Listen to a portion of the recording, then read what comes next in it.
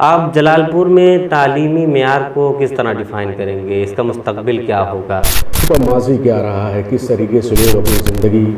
گزار رہے ہیں، اور خاص کر جلال پور کو جب ہم کمپیئر کریں گے، جلال پور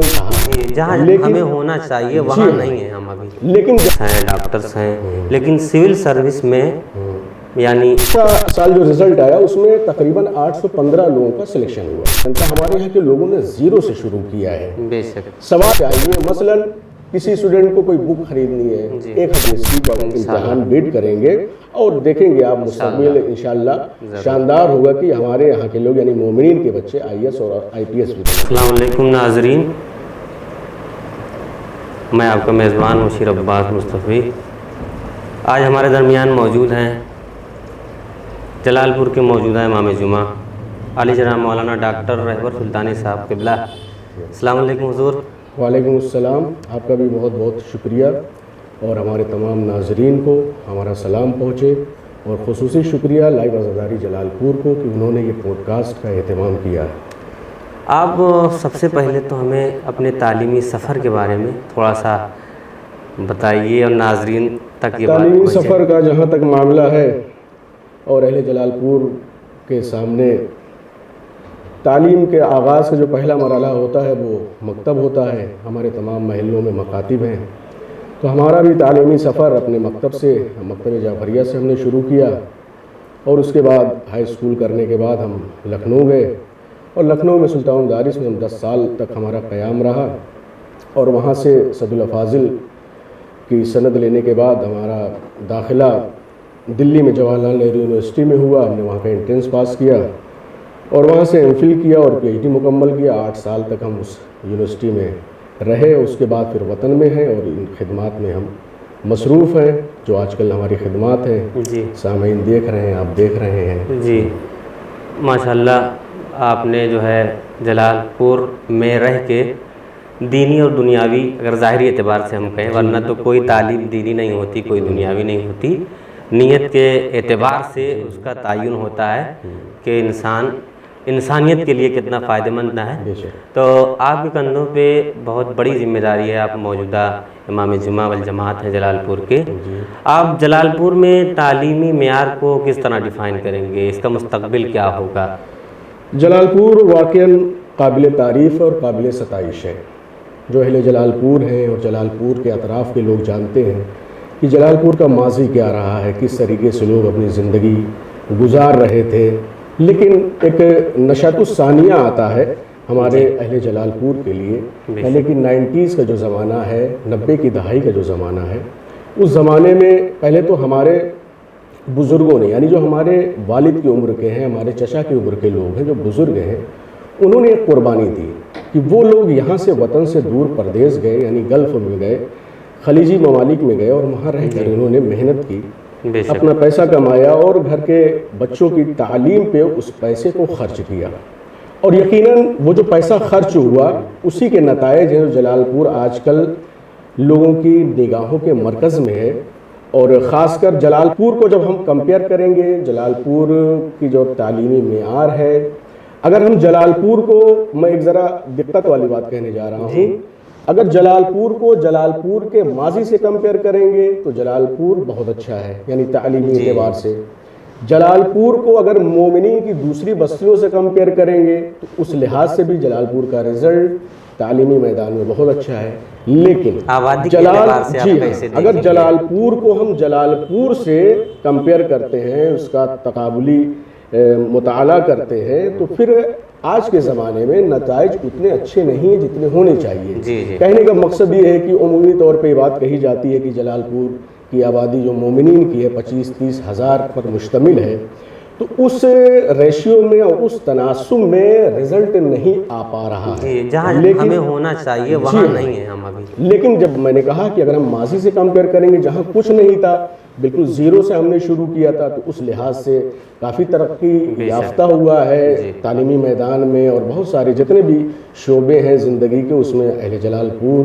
مومنین کے بچے پیش رہے ہیں۔ پریزنٹ ٹائم میں لیکن تھوڑا سا ہمارے جوانوں کو اس پہ اور فوکس کرنا ہوگا کہ ہماری جو آبادی ہے اس تناسب میں ہم نتائج نہیں دے پا رہے ہیں، لیکن اگر تھوڑا کیئرفل ہو جائیں، تھوڑا سا حساس ہو جائیں تو شاید اور بہتر نتائج آ سکتے ہیں۔ جی آپ نے صحیح کہا، بہت سے شعبے ابھی خالی پڑے ہیں۔ جلال پور کے لوگ اگر دوسرے شعبوں میں جائیں تو اس کے نتائج مزید بہتر ہو سکتے ہیں۔ ہمارے یہاں بہت سے ٹیچرز ہیں، انجینئرس ہیں، ڈاکٹرز ہیں، لیکن سول سروس میں یعنی IAS اور IPS تک کوئی نہیں پہنچا ہے۔ اس کو آپ کس طرح دیکھتے ہیں؟ یہ سوال آپ کا بہت اچھا ہے، اور یقیناً جو ہے ایک کمی محسوس ہوتی ہے، اور اکثر عوام میں گفتگو بھی رہتی ہے کہ ہمارے یہاں سول سروسز میں ابھی تک کوئی اسٹوڈنٹ نہیں آیا ہے۔ حالانکہ بعض لوگوں نے تیاریاں کی الہ آباد میں رہ کے، دلی میں رہ کے، لکھنؤ میں رہ کے، لیکن اس طریقے کا نتیجہ ہمارے ہاتھ نہیں آیا۔ اب میں تھوڑا سا UPSC کے بیک گراؤنڈ میں جانا چاہتا ہوں۔ UPSC جو ایگزام کراتا ہے یعنی IAS IPS IFS کا،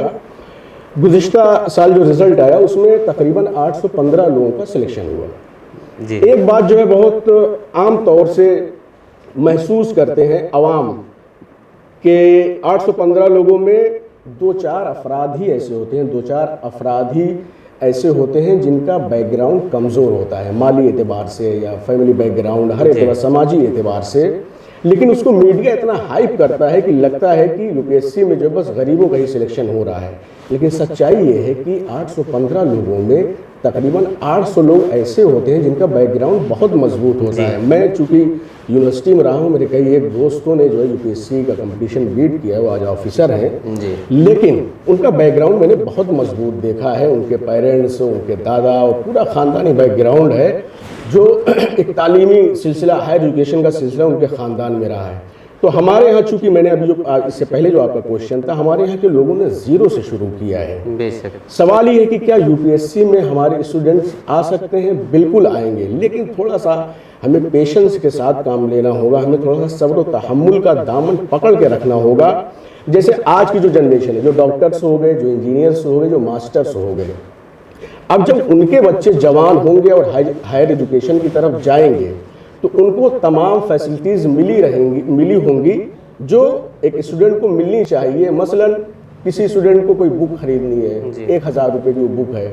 ہمارے جو پہلے کے لوگ تھے 1000 روپیہ کہاں سے لائیں، یہ ایک سوال ہوتا تھا۔ لیکن جو آج ڈاکٹرس کے بیٹے ہیں، انجینئرس کے بیٹے ہیں، جب وہ ہائر ایجوکیشن کی طرف جائیں گے تو ان کے سامنے یہ مسئلہ نہیں ہوگا کہ ہم بک کہاں سے خریدیں اور ہم اپنی کوچنگ میں ایڈمیشن کیسے لیں اور پیسہ کیسے ادا کرنا ہے، وہ اتنا وہ مضبوط ہو چکے ہوں گے۔ تو ابھی جو جنریشن ہے، جو ابھی گودوں میں ہے، اور خاص کر کے جو بچے اسکول میں جا رہے ہیں، کانوینٹ میں پڑھ رہے ہیں، وہ بچے آگے چل کے ضرور UPSC کا امتحان بیٹ کریں گے، اور دیکھیں گے آپ مستقبل انشاءاللہ شاندار ہوگا کہ ہمارے یہاں کے لوگ یعنی مومنین کے بچے IAS اور IPS بھی بنیں گے انشاءاللہ۔ ماشاءاللہ آپ شاعری بھی کرتے ہیں جی، اور وطن کی محفلوں میں بحیثیت شاعر شرکت بھی کرتے ہیں۔ آج کل جو ماحول چل رہا ہے شاعری کے حوالے سے یا محفلوں کا جو معیار ہے، کتنا گر چکا ہے معیار، ہم آئے دن سوشل میڈیا پہ دیکھتے رہتے ہیں، اس کو آپ کس طرح دیکھتے ہیں؟ یہ بات تو صحیح ہے کہ محفلوں کا معیار، سامعین کے سننے کا انداز، شاعروں کی شاعری کی جہت، یہ تمام چیزیں تبدیل ہوئی ہیں، یعنی کہ زوال آمادہ ہیں، اور اس پر وقتاً فوقتاً سوشل میڈیا پر مومنین کی بہت سی ایسی بستیاں ہیں جہاں سے سوال اٹھتا رہتا ہے کہ ہمارے وہ ماضی کے سنہرے دن کہاں گئے، ہماری محفلوں کے تہذیب و آداب کہاں کھو گئے جس کو ہم نے 20 برس قبل ہم نے دیکھا تھا۔ اور اس پر لوگ لکھتے بھی رہتے ہیں، اور وہ ویڈیوز بھی ہم مستقل دیکھتے رہتے ہیں جہاں پر محفلوں میں ہلڑ ہنگامہ ہو رہا ہے۔ اس چیز کو سمجھنا ہوگا۔ ایک چیز میں یہاں بیچ میں روک کے آپ سے پوچھنا چاہتا ہوں، ہمارا یہ عقیدہ ہے کہ ہماری محفلوں میں اہل بیت اطہار علیہ السلام کا وجود ہوتا ہے، وہ تشریف لاتے ہیں۔ اگر ہمارا عقیدہ واقعاً ہے، درست ہے،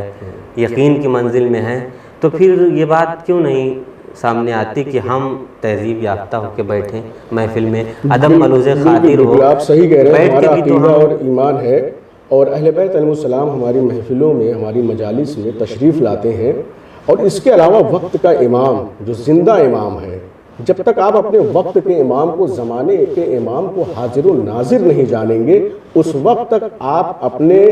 برے عمل پر قابو نہیں پا سکیں گے۔ آپ اگر کوئی شخص، ہم آپ یا کوئی بھی محفل کے فرش پہ جا کر بیٹھتا ہے، اگر اس کو یہ احساس دامن گیر رہے گا کہ میرے زمانے کا امام اس محفل میں آیا ہوا ہے، تو وہ کسی بھی صورت کوئی ایسی نازیبہ حرکت، کوئی ایسا نازیبہ کلمہ اس محفل میں نہیں استعمال کر سکتا۔ اس لیے ہمیں شعوری طور پر فرش محفل پر یہ سمجھ کر بیٹھنا ہوگا کہ زمانے کا امام اور معصومین علیہ السلام یہاں تشریف رکھتے ہیں، ورنہ پھر بہت یہ تضاد ہو جائے گا کہ آپ کا عقیدہ ایمان تو ہے کہ معصومین آتے ہیں اور اس کے بعد ان کی موجودگی میں آپ اس طرح کا عمل کرتے ہیں۔ آج کل شعور سے زیادہ شور ہے محفلوں میں، آپ دیکھتے ہیں مثلا پورا مجمع اٹھ جاتا ہے۔ کیا یہ چیزیں بیٹھ کے ادب سے، سلیقے سے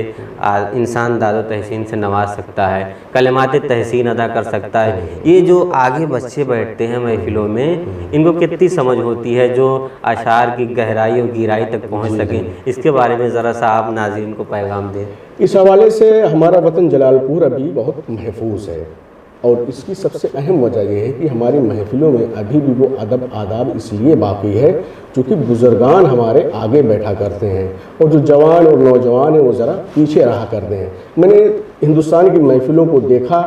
اور وہاں کے ویڈیوز کو دیکھے، تو ان محفلوں میں جہاں چھوٹے بچے یعنی کہ 8-10 برس کی عمر کے بچے فرش محفل پر سب سے آگے بیٹھتے ہیں، وہاں پر ذرا زیادہ ہلڑ ہنگامہ ہو رہا ہے۔ جب تک بزرگان اپنی ذمہ داری کو نہیں سمجھیں گے کہ وہ آگے بیٹھیں اور شاعروں کو داد و تحسین سے نوازیں، اس وقت تک اس چیز پر قابو نہیں پایا جا سکتا۔ یعنی کہ جوانوں کو ذرا پیچھے رہنا ہوگا، بزرگان کو آگے بیٹھنا ہوگا۔ اور ہندوستان میں کچھ ہی بستیاں ایسی مومنین کی ہیں جہاں بھی محفلوں کا وقار باقی ہے۔ مغربی یوپی کی کچھ بستیاں ہیں اور ادھر مشرقی یوپی کی بھی ہیں، اور ان میں ایک خاص بستی ہمارا وطن جلال پور ہے جہاں محفلوں کا بھی وقار باقی ہے۔ اور ایک چیز ہمارے یہاں چونکہ شاعری جو ہو رہی ہے، ایک بڑی تعداد ہے شاعروں کی، چونکہ آپ نے شاعری کے حوالے سے سوال کیا تو بڑی تعداد شاعروں کی ہے، اور ہمارے یہاں جو محفلیں ہو رہی ہیں آپ خود اس میں شرکت کرتے ہیں، مصرع طرح پہ محفلیں ہو رہی ہیں، یعنی کہ شعراء کا مشق سخن جاری رہتا ہے، اور اس کو بعد میں ہم لوگ ڈسکس بھی کرتے ہیں، اس پہ تبصرہ بھی کرتے ہیں، مذاکرہ بھی کرتے ہیں، کس نے کس قافیے کو کیسے نظم کیا ہے، مضمون کو کیسے اٹھایا ہے۔ تو یہ ایک اچھی چیز ہے، اس کو سماج میں شعراء کے درمیان رائج رہنا چاہیے تاکہ ہماری آپس میں اصلاح ہوتی رہے کہ ہمیں کس طرح کے مضمون کو نظم کرنا ہے، کیسے ہمیں اپنی بات کو کہنا ہے۔ تو یہ وقار جو محفلوں کا ہے یہ ہمارے وطن میں الحمدللہ ابھی باقی ہے، لیکن بزرگان جب تک اپنی ذمہ داری کو محسوس کرتے رہیں کہ ہمیں آگے بڑھ کر بیٹھنا ہے، جب تک یہ ماحول باقی رہے گا۔ رہی بات کی بعض جگہ جو ہے لوگ کھڑے ہو جاتے ہیں، تو بعض شعروں کی تو ایک کیفیت ہوتی ہے، مطلب پوری محفل میں 5 گھنٹے کی محفل ہو رہی ہے کہ 2-4 شعر ایسے ہوتے ہیں کہ انسان پہ کیفیت طاری ہو جاتی ہے، کوئی ایک ایسا بڑا شعر آ جاتا ہے مضمون کے لحاظ سے، لیکن پھر بھی اگر ہم ماضی کی محفلوں کو دیکھیں، مثلا علامہ رشید ترابی کے زمانے کی محفلیں دیکھیں، طالب جوہری صاحب کے زمانے میں جو محفلیں ہوتی تھیں یا اس سے پہلے جو محفلیں ہوتی تھیں، اس میں شعر تب بھی اچھے آتے تھے، لیکن لوگ بالکل اپنی جگہ، اپنی نشست پہ بیٹھ کے داد و تحسین سے نوازتے تھے۔ نہیں، آپ نے ان محفلوں کا جو ذکر کیا ہے تو سرحد پار کی محفلیں، لیکن لکھنؤ میں نے خود وہ محفلیں دیکھی ہیں جو باوقار محفلیں، صحن کاظمین میں جشن قائم ہوا کرتا تھا، جشن فاتح کربلا، شیعہ کالج میں جشن زینب ہوا کرتا تھا، اور رات بھر وہ جشن ہوتا تھا اور مومنین کا مجمع چھلک رہا ہوتا تھا، لیکن وہی ہے کہ سارے لوگ بیٹھ کے داد و تحسین کے کلمات ادا کرتے تھے۔ اور بلکہ بعض ویڈیو جشن قائم کے 1989، 88، 90 کے ہیں، اور ہمارے وطن کے مرحوم شاعر جعفر جلال پوری کا وہ ویڈیو کئی دفعہ سوشل میڈیا پہ آیا بھی ہے، وہ وہی جشن قائم کا ویڈیو ہے، سب نیچے ہی ہوتے ہیں، 90s کا وہ زمانہ ہے۔ اور دیکھیے اس وقت مطلب جعفر مرحوم رات کے 2-2:30 بجے وہ محفل پڑھ رہے ہیں، کیا مجمع ہے اور کتنی شاندار داد مل رہی ہے۔ یقیناً اگر ہم ایک جملے میں یہ بات کہیں کہ ماضی کی محفلوں میں اور آج کی محفلوں میں کیا فرق ہے، تو یقیناً محفلیں ذرا سا زوال کا شکار ہوئی ہیں، معیار جو ہے تھوڑا سا نیچے ہوا ہے۔ بہت بہت شکریہ۔ سرکار آپ ملاقات شکریہ کا وقت آپ کا دینے بھی کے مولانا لیے۔ مشیر صاحب، آپ نے وقت دیا۔ اور ایک چیز میں آخر میں یہ گزارش کر لوں، چونکہ اس سے قبل جو ہے 2 پوڈ کاسٹ ہو چکے تھے اور ہمارے 2 بزرگ علماء اس میں شرکت کر چکے تھے، مولانا حیدر مہدی کریمی صاحب قبلہ اور خطیب عصر مولانا مہدی حسن وائس صاحب قبلہ، اور ان دونوں حضرات نے ماہ مبارک رمضان کے حوالے سے، اس کی فضیلت، قرآن کی تلاوت کی فضیلت کے حوالے سے اپنی باتیں اور گفتگو رکھی تھی۔ تو میں نے ہی جو ہے ان سے گزارش کی تھی، مولانا مشیر سے اور یہ لائیو عزاداری سے، کہ اس بار ذرا موضوع کو تبدیل کر دیا جائے، ایسا نہ ہو کہ موضوع میں بہت زیادہ یکسانیت آ جائے۔ بہرحال آپ نے ہمیں یہ موقع دیا، یہ ہمارے لیے شرف ہے کہ لائیو عزاداری پہ ہم نے یہ چند باتیں رکھی، اور بہت شکریہ آپ کا مولانا مشیر مصطفی صاحب۔ شکریہ۔